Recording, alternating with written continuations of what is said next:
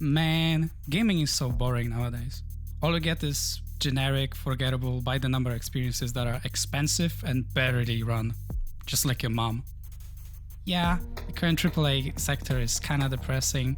All you get is the privilege of paying full price for a full disappointment and blah blah blah. Shut up! There's so many good games out there, and I hear this shit all the time from people that talk like they don't even pretend to play video games unless they're made by Activision. Yeah, I agree, having to spend full price on a game that is clearly unfinished or just straight up boring sucks. Seeing then that studio lay off all of their staff while giving a bonus to their CEO is not only happening often enough that even though I had this written for months, it's still freshly relevant. You want any cars, anybody? Classics. It's also proof that capitalism is a failure and we should all embrace communism, because communists at least have the music. No, this can't be right. This isn't working at all. Still, this sucks. So, how about we move far away from that for a bit, huh? How about we play the antithesis of this whole industry, the most broken, esoteric, unbalanced game that constantly crashes, and all of that is the reason that it's great. How about we play DeiOS? Hello everybody, my name is Markiplier. Can I pick like a game with a title I know how to pronounce? I'll go out on a whim and say that you've probably never heard of this game before, like ever, seeing that there is virtually no content made about it. Even googling this game by name gives you some RPG world building system before its actual Steam page. So let's take it one step at a time because it's going to be quite a journey. Instead of going over some random aspects of the game like previously, I'm going to have to dive way deeper. So here's your spoiler warning. There's a link in the description that will take you to both Steam and itch.io page, and the whole thing takes about 2 to 3 hours to complete. I highly encourage you to try it yourself, and if you don't, I will know, and I will cry. You don't care? Rude. Anyway, this video took me way longer than intended, and there is much to be said, so let's go. This is DeiOS. Well, kinda. This is more specifically called ShrineOS? Maybe. You may think this is just a main menu posing as an operating system with some funky aesthetics. No. This is an operating system with legit apps installed. For instance, there's a music player which lets you listen to the game's soundtrack. There's a Kanban board with notes from the game developer about how much of it's finished, which you can use yourself to make notes about the game. There's even a concept art gallery which is built into an image viewer. Unimpressed? How about this? You can change your cursor, the overall theme of the OS. You can launch an actual task manager to shut down any active processes you have running in the background. Yes, any process. You can just close your mouse pointer process and it will be gone. Yes, you can crash the game like this. It's fucking sick. Or it will make you sick. The entire thing looks like someone vomited a breaker album all over your screen. Things move without much rhyme or reason. Icons are animated with the visual coherency of a 2012 gaming laptop. And the palette is based on a typical Scout main outfit. How about we launch the in-game game in-game and save our eyes from this overdose? Whoa, look at this launcher window. Used to get installs like this to make waiting bearable when games on CDs used to take actual ages to unpack files. Optical media sucks, but saying that honestly with how everything people pay for nowadays is true. And installing is what we do here.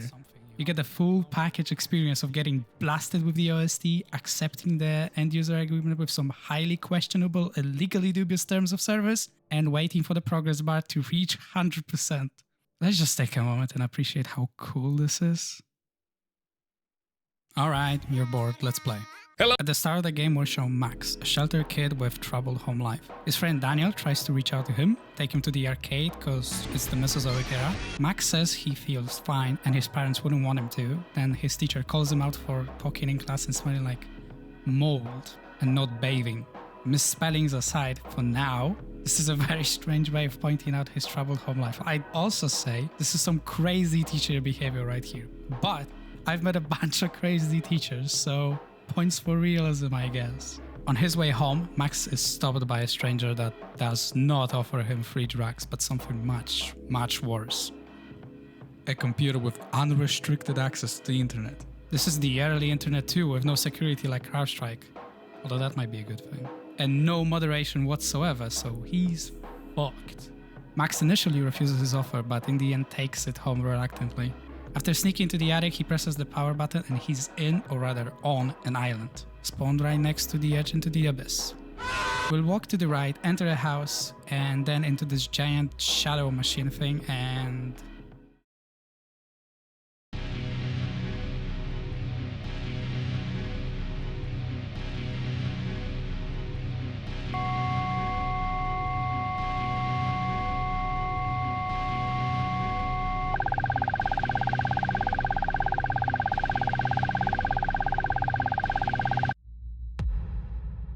Alright, who left their Bible study homework here?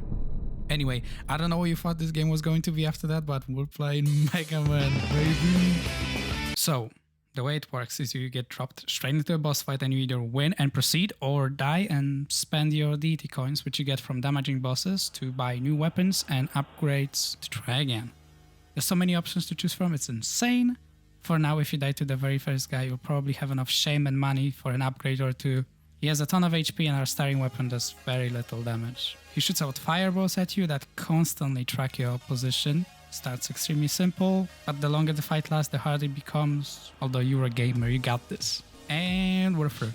Alright, chill out, buddy. Alright, once we defeat your mom, which is a tremendous feat by the way, we get the attention of some randoms. These randoms are named Thea and Dragon.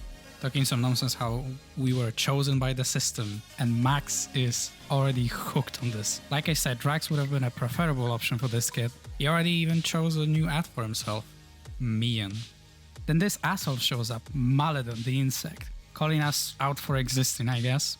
No, Maladon is an incredibly simple boss fight. They just jump at your current location and gradually speed up. Funny thing with him is that as the fight progresses, he slows down big time. Oh, look at you, all tuckered out. After proving ourselves, back to school we go, where Max officially starts going insane and calls himself Mian IRL. Bro might be nuts, but he's a gamer, and Dragon knows exactly how valuable gamers are to the society.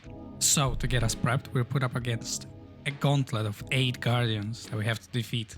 Look, dude, I was dead serious. We're playing Mega Man here. And the fact that you doubted me is unwarranted and quite frankly rude AF. This is where the game truly begins. So we're put through a boss rush, having to pick them off one by one. Now, previous bosses, pushovers, jokes, mobile gamers. But they do ramp up in difficulty the longer you fight them. About that difficulty. You've got 3 lives by default. After losing them, you'll end up here in your armory, which you'll need in a second. The way this game works is that for every point of damage you deal to the boss, you're going to gain currency called deity coins. Every time you try a boss and fail, as long as you've dealt damage to them, you're going to get some coins which you can spend to buy upgrades. Let's break them down. Trigger is your main gun. Here you decide if it's going to be a machine gun, sniper rifle, laser gun, rocket launcher, etc. The further down the list you go, the more expensive they become, but that does not mean that the most expensive gun is automatically the best. Variety here is quite massive, like I said, and it's not just guns either. Your other upgrades give you different passive and active buffs. They affect your accuracy, reload time, damage, and even how the shot projectiles behave. You can get feather falling enchantment or a rocket jump. How about super speed, but your reload speed is affected by how fast you're currently moving. There's so many silly goofy ass combos you can find. The game really lets you try anything. Even things that crash your game, because why not at this point, right? You're free to mix and match anything and test it around on this dummy. Then go out and fight bosses. Every failed attempt gives you more upgrades. Rinse and repeat. And rinse and repeat you will, because buddy, the game stopped pulling its punches right now. Let's start slow and work our way up. First, we've got a Guardian of the Flesh. He quizzes us a little bit about important topics and yeah, you can input your own answers.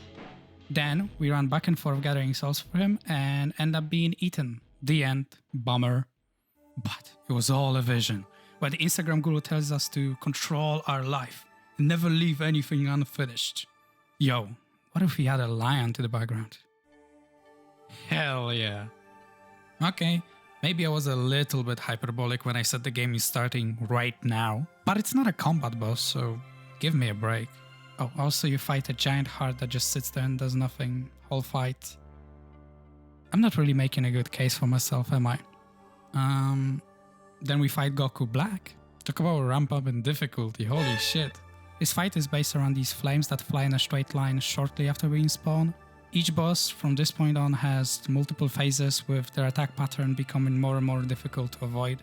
With our Saiyan over here, he starts by simply shooting from the edges of the room and scales all the way to Armageddon. Tough, but you know, it's his last phase. And if you got there, you can win. One quirk that matters a lot is actually whenever you get hit, you lose a life, but you're still in control of your body, while the timer ticks down letting you know when you get properly respawned. This helps immensely because otherwise you'd just be getting insta-killed as soon as you respawn, guaranteed. And as for your movement, you can charge a high jump by holding down, dodge with shift, and roll by pressing down and left or right. The game never teaches you this because they were added in a post-launch update. Cool and useful, however, you can get by with just running and jumping for the most part. After beating Goku, he gives us his ball that lets us see the truth of the world. Now, what do you use that for? Obviously, Max's first thought was to break into a school and give every kid A++. The best mark. Hello. Alright, next on our hit list is Time God. You know, typical Tuesday stuff.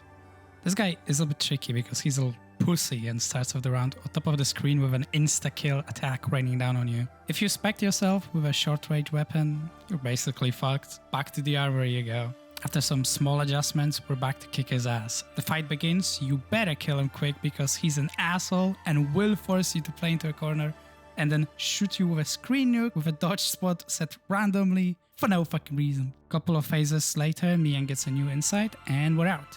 Fun, simple, challenging, even if a little frustrating. And I know that look. You're calling me a fraud. I promised you a broken mess of a game and what is this? Alright, fine. One truth of the matter is that the bosses get progressively harder the longer you fight them.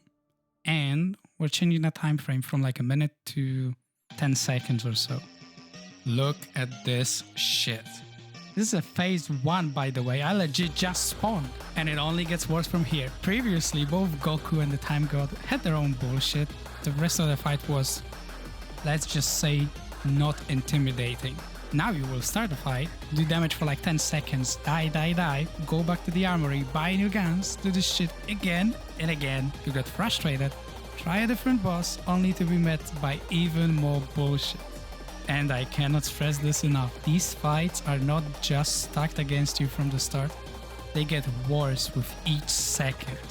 Some of them will start away with absolute hell like the Mirror Man over here, while others, like a good poison, will boil slowly, letting you wiggle around for a bit. And then before you realize, you're already stuck in an unwinnable position.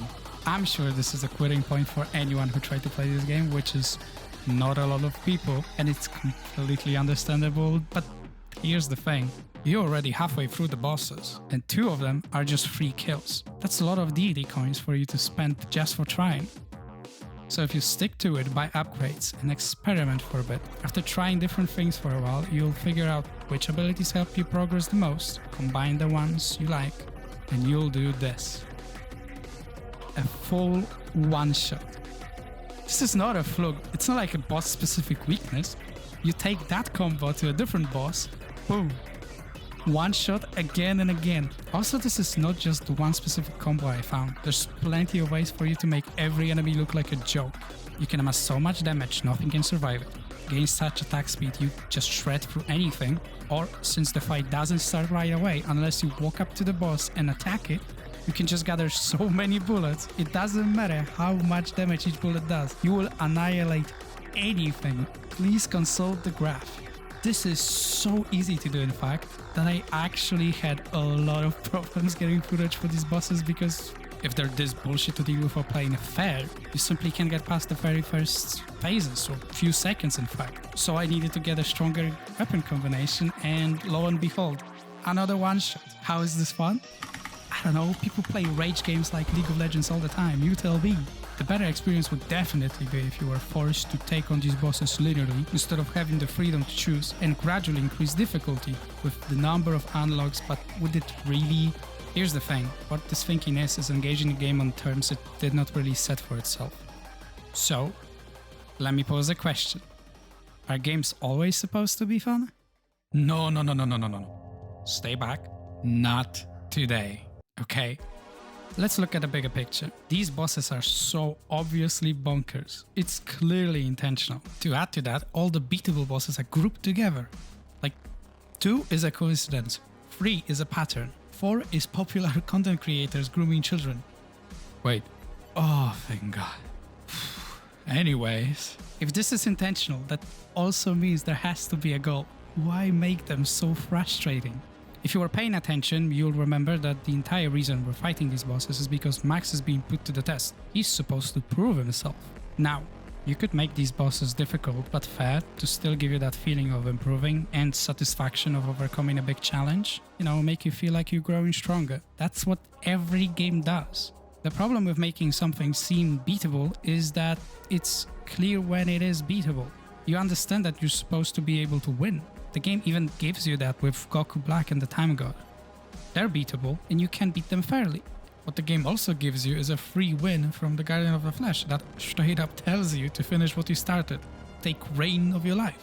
This contrast of giving you a free win just to tell you straight into your face, if you start something you better finish it, only to kick you in the teeth from that point forward. How crazy is this? Intentionally designing the game to have the player want to drop it, while also giving them positive feedback in the meantime. You already halfway there. What are you gonna do? Give up?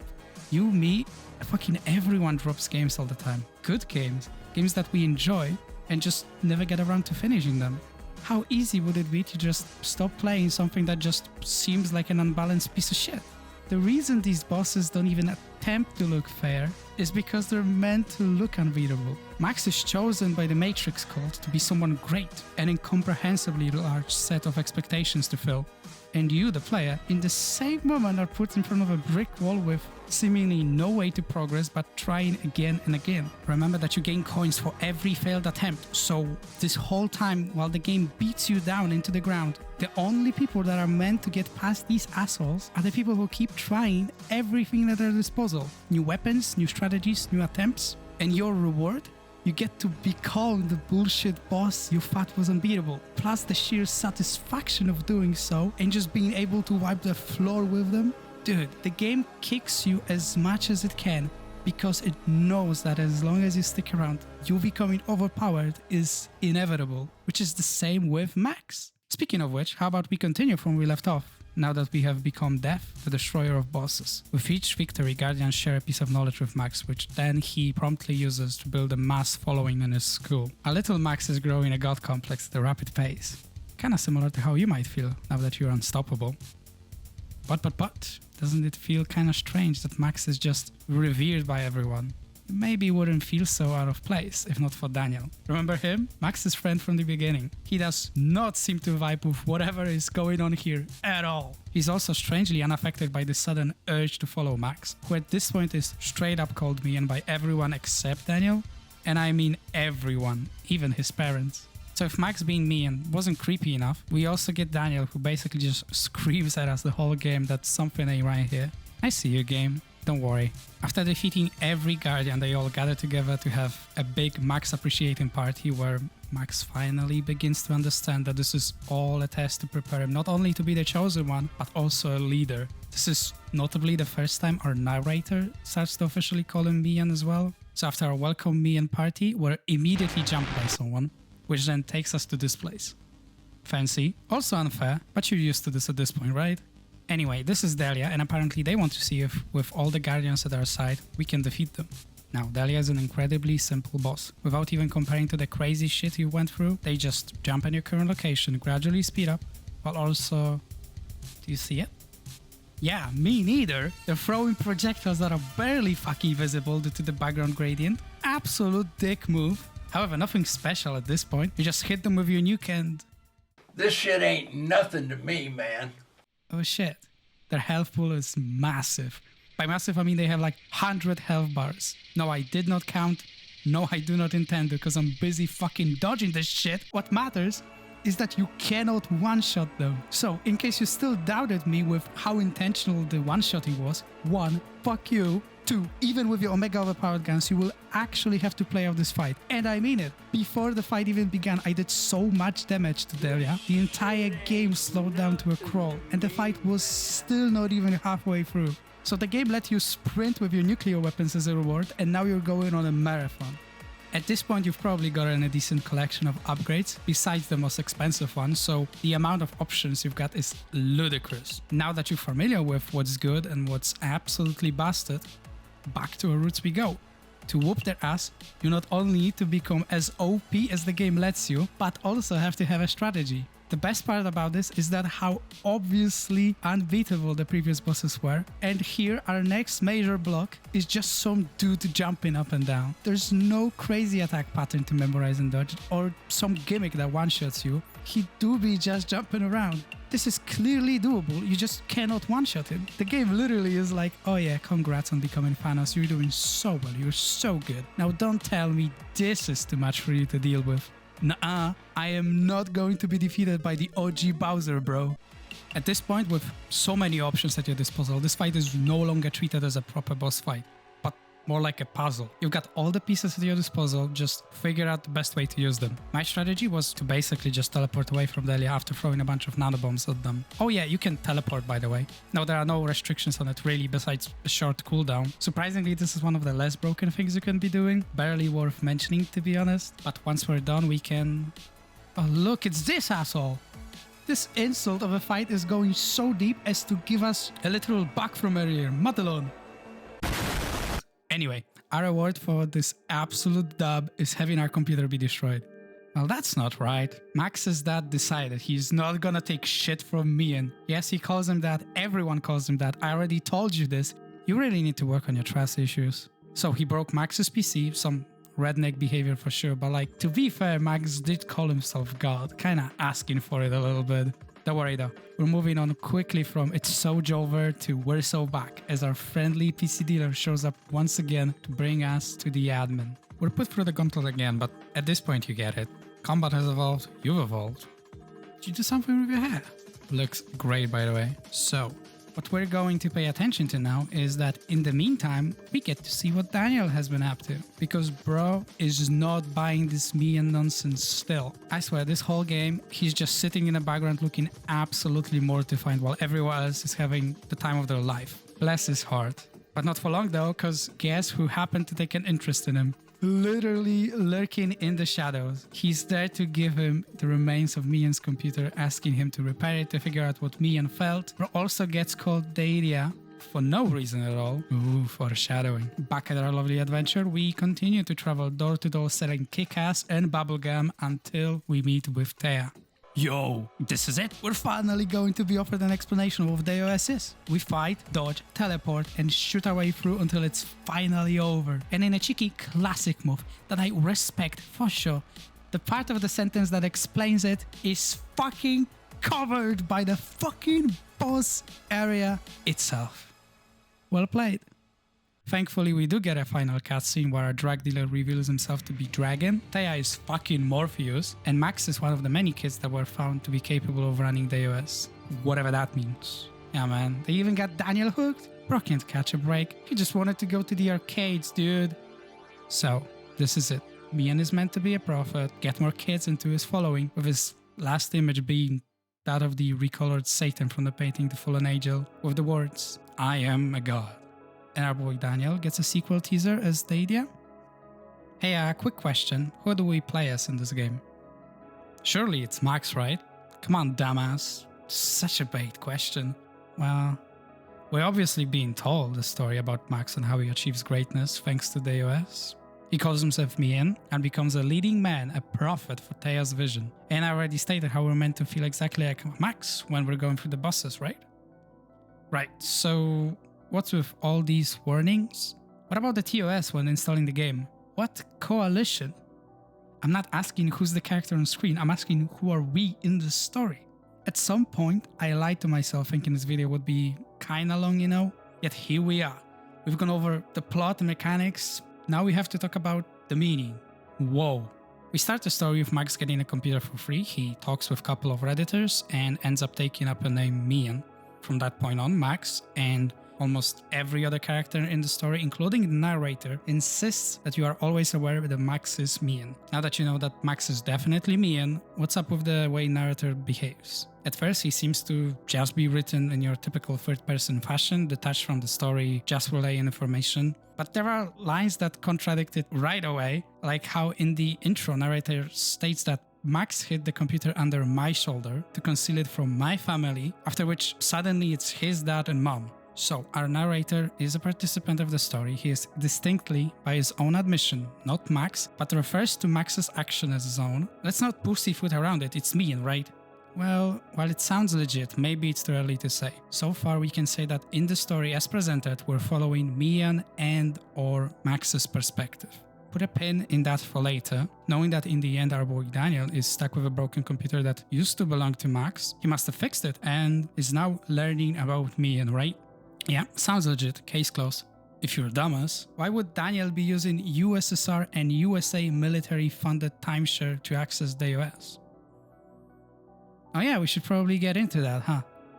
Throughout the game, we're greeted with multiple console outputs printing out level names and messages. You can skim them over, but certain lines of text stand out a lot.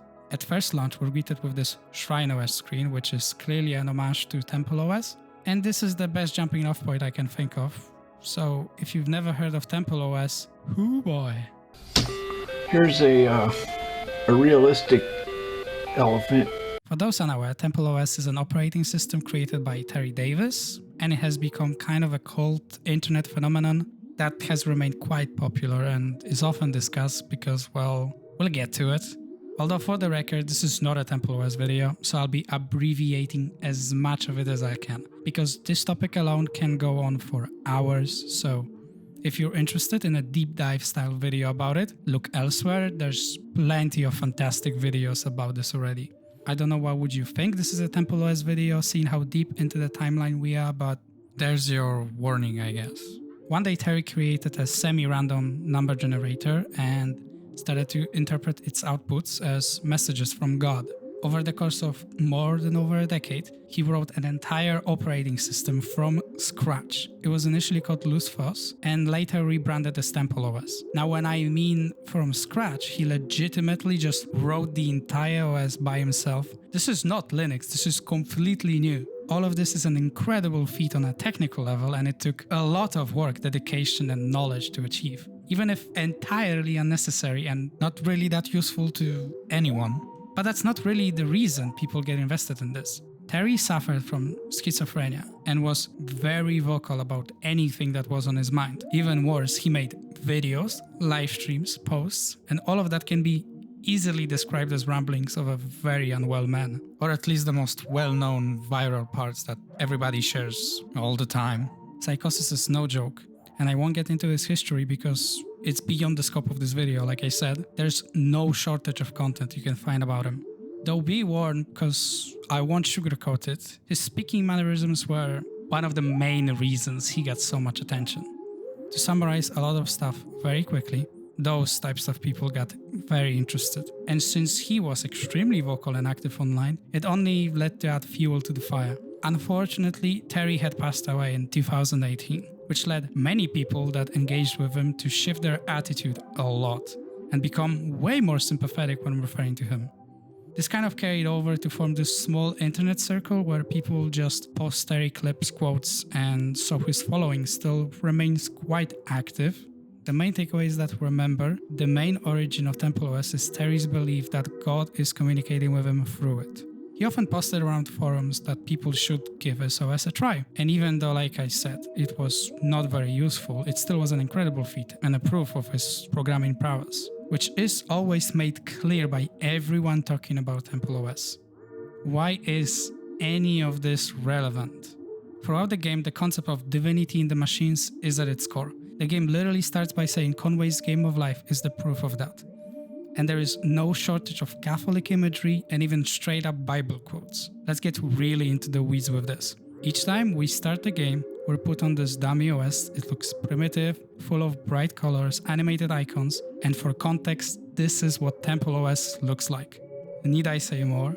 This whole operating system aesthetic is being used as a narrative tool. Whenever you evoke something this blatantly, you either want to showcase the absurd amount of similarity to what you're referencing to, basically directly stating that this is the same on many levels, or you want to do that and point out the one striking difference that recontextualizes everything under a new light. There's one more thing to mention about TempleOS before we move forward. It is that by itself it's just an operating system. To do basically anything on it, you need to write apps specifically for that OS. Obviously, TempleOS came with basic stuff like text editor and whatnot, but more complex software was also made, which included games. The most popular one and most often discussed, including by Terry, is called After Egypt. It can really only just be described as a Moses simulator, where you get to travel to the burning bush and talk to God using this RNG we've already talked about. What is also worth noting is that the game was not pre-installed with the system. You had to download it separately and install it. I'm sure you know where this is going. After we launched DeiOS, we're greeted with this janky operating system riddled with holy imagery all over the place, with some simple programs included, but not much more. All looks kind of strange, but still impressive in its scale. And what do? To actually play the game, we have to install DeiOS. When we do, we get this cool installer with DeiOS written by its creator. I mentioned it before, but how about we go over it now, huh? Templars, cosmic beings, what? CSI! This is a lot, and it makes no sense whatsoever, right? Yeah, this DeiOS is just rumblings of a... How did Dragon describe Thea? And doesn't Thea throw us Bible verses when we first meet him unprompted? Yeah, so Thea, the admin of this entire DeiOS network, Operation Coalition, is directly inspired by Terry A. Davis. I will not go as far as to say he is him, because that'd be crazy. I don't believe that's the case, but you could legitimately argue that, which is insane. What's the fucking story then? The last thing to say about Terry is that big part of his psychosis is that CIA was working to shut him down, planting agents in his life to stop him. CSI, yeah, they're fictional, but what about those messages we've touched on earlier? At first, the program allows us to just run it and play through the game as normal. We're greeted with Bible preaching in the meantime, but between boss fights, the further we get into the story, simple loading messages that were presented to us at this point change their content drastically. They reference agents, USSR and USA military operations, timeshare allocations, all in a different color text than the previous messages we're using. Then they get cut off and quickly wiped from our screen and include direct threats, again in a different color text. With the very limited information we're given on the matter, DeiOS, in the form that it's presented to us, is a piece of software that is currently banned. This is ruled by a judge and forced by the joint effort from USSR and USA military, which obviously implies that DeiOS is a big deal to them. ShrineOS has been terminated by court-mandated order, Cyber Religious Division. What the fuck? And Thea is aware of all of this. Going to the ending speech, they refer to military recruitment specifically when talking about uses of technology. So, seeing that a military coalition, let's say, is interested in this, solidifies us in the Metal Gear school of thinking for this. Also, if it wasn't blatant enough, here's this. So as far as we can tell, the military and government is actually legitimately trying to mess with ShrineOS and take it over, or something. Now that this door is wide open, that ShrineOS actually exists in the narrative, so everything in it is part of this world. This is going to go off the rails real quick, if it didn't already. Holy shit. I'd even say that all of it being janky and semi-broken only adds to the overall experience, as it serves to emphasize the feeling of this being something great, big, made by one guy. Which it is, as this game was also developed only by one dude. Did I mention that already? I am not scrolling back up on the script to find out. Even the first impressions that you get are on point. This is something much bigger than you initially assumed, impressive but pointless, broken and janky, weird and strange. Like something done by, well, a crazy guy. In DeiOS, volume sliders just wiggle around for no reason. But then when you install the game, you still get a notification that shows up that the launcher audio is being boosted, so apparently it works. Then you've got things that are legitimately broken, like how the Bible passage app shows nothing. Sometimes things just happen, like the Game of Life sequence that just explodes on your screen. In universe, this whole thing is coded by Thea. Now, things like glitches are on the table. Certain weapon combos either slow the game down tremendously or just crash it right away. Yes, because it's a much too ambitious game made by a single dude. Then you have the in-game dialogue. On a technical level, it's full of misspellings and grammatical errors. Sentences go off-screen and do not fit properly in the dialogue boxes. Even the way conversations are put together is unusual. They just jump from one big idea and immediately move on to another with no room left to even process what is being said. Throwing Bible passages and proverbs at basically any opportunity, trying to say something profound and in a grand way, but falling flat on its face. So now the grammatical and structure of all these sentences become part of the storytelling, and we know that's how Theia writes because we read the terms of service. The sheer scale at which meta-narrative is being used here and how much of it is diegetic is nuts. Now, some of you might think this is a huge cop-out, because now every mistake and bad design choice, anytime something does not make sense, it can just be disregarded as something done because, Theia wrote it. But that's the thing, it constantly dances between seeming incompetent, amateur, straight up bad at its surface, and then the longer you look at it, the more details you keep finding that say otherwise. The perfect example of this is general art of the game. It's ugly until it isn't. Cutscenes are drawn tragically poorly. It's some MS Paint when you're bored in class type of deal. And that's all fine and dandy to say, but then you've got pieces like this, and this, and this, so much more. Even when you focus only on quote-unquote bad art, you've got the talk with Max's father. The color use, framing, and the atmosphere here is implemented very proficiently. I can show you this image out of context and you'll get the general vibes right away. It does its job. It's constructed well. Main menu alone has more personality than some titles coming out right now. It's not incompetent, it just presents itself like that. One of the big things you can find if you look around is this Deity Punk manifesto.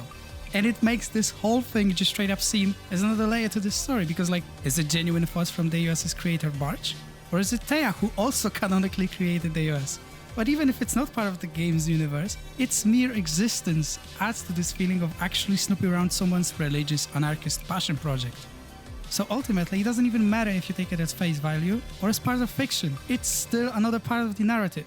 This game starts with a content warning for people suffering from any form of psychosis about overall contents and themes of the game. This is not like a fucking, oh, this game has gore and shit type of deal. This whole experience is so meta, it actually might catch people off guard. I am currently losing my mind trying to piece this together, and my mental stability is questionable at best. So yeah, I fucking approve of this warning being there. Holy shit. And all of these are just details, and that's kind of the point. Even though gameplay and plot are really simplistic and easy to just skim over, to disregard, straight up ignore, the game only comes together when you find that one small thing that gets you to second guess something.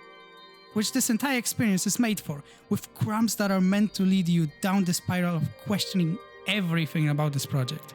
So, to answer the original question that this whole rant started from, it seems that we, as in the player, are part of the military USA-USSR joint military operation that's made specifically to find and contain projects like DeiOS.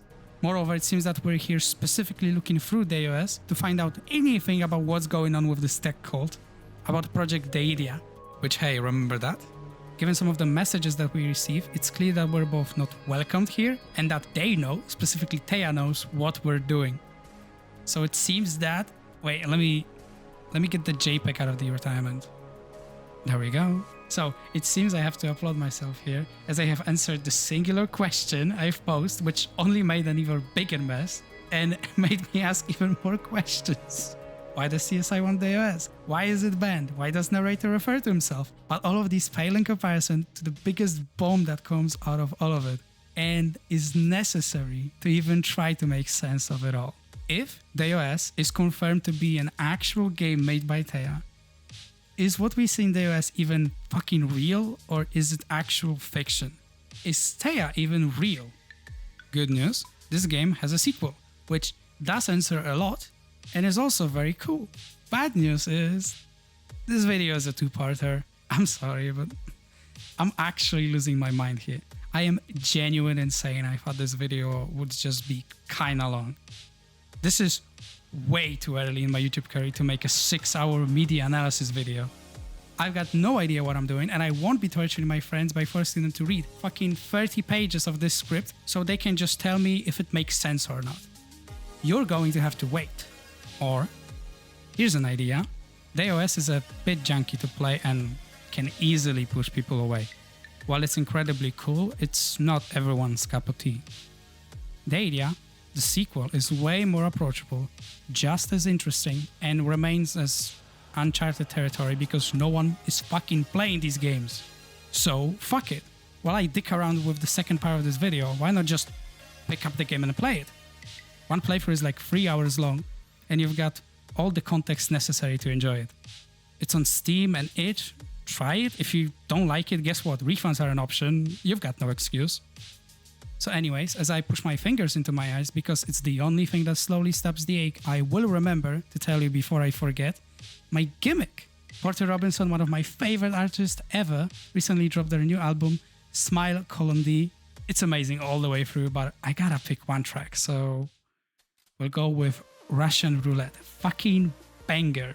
Gets all the good emo pop vibes, and same as this whole album, hides interesting and compelling commentary underneath sugar sweet beats.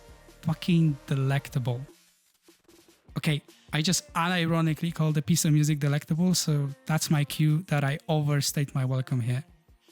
Give it a listen. Play the idea if you give a shit. Recycle. See ya in part 2.